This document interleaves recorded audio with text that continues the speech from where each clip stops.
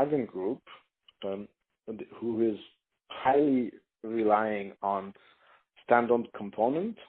The 12-volt battery is obviously one of them.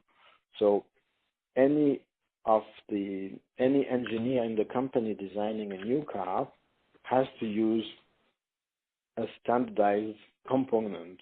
So when they look into 12-volt battery, most of the standard components are lead acid, traditional lead acid, and to be able to use lithium-ion battery, they would have to create a new standard component to be used by the whole group, and they will have to go through a specific process within the company to make sure that everybody agrees and everybody is in line with the requirements, and this takes time. Typically, in the Volkswagen Group, this will take about 2 years just to register a new standard component like a small lithium-ion 12-volt battery. So, getting back to the car, I understand packaging requirements, and so just getting to the lead acid battery.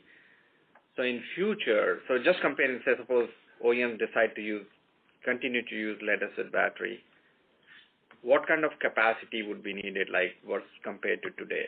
It will be cut in half, or it will be cut in one. It will be 2/3. The typical problem with the lead acid battery is that capacity is also driven by power. So typically a lead acid battery is characterized by its power, so the max current, and then basically capacity is almost the result of the max current you need. So the lead acid battery manufacturers would have to design very specific batteries to meet the new requirements for electric cars. And that, what I'm guessing is that then if you create a new type of battery, then you would probably go to lithium ion in this case because it's cheaper, not cheaper, but it's lighter and smaller. Got it. But it'll be, if I think of in terms of power requirement, it will be, because there are many high-powered components. Battery doesn't have to crank the engine, but still there'll be many high-power components. So if I compare the lead-acid battery of tomorrow to today, the power requirement will be same, or the power requirement of the battery in future will be higher? No, same.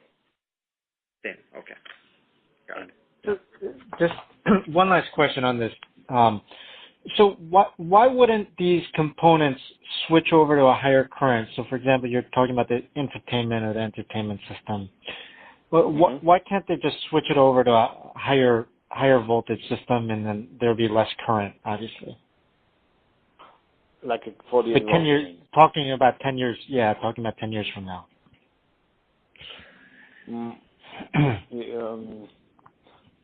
Well, as you know, most of these systems, entertainment system, ECUs, actually work under much lower voltage, like typically 5 volt, 10 volt.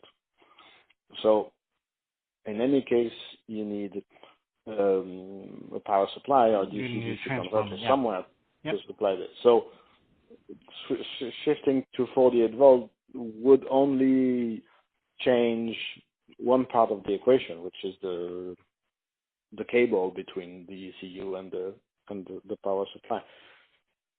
So I can imagine that when vehicles do have a 48 volt system on board with a 48 volt battery and to drive some of the 48 volt components, then of course it could make sense to switch some of these devices to 48 volt. But I got it. Thank you. But the 12 volt will always be there. Yeah, because I mean for safety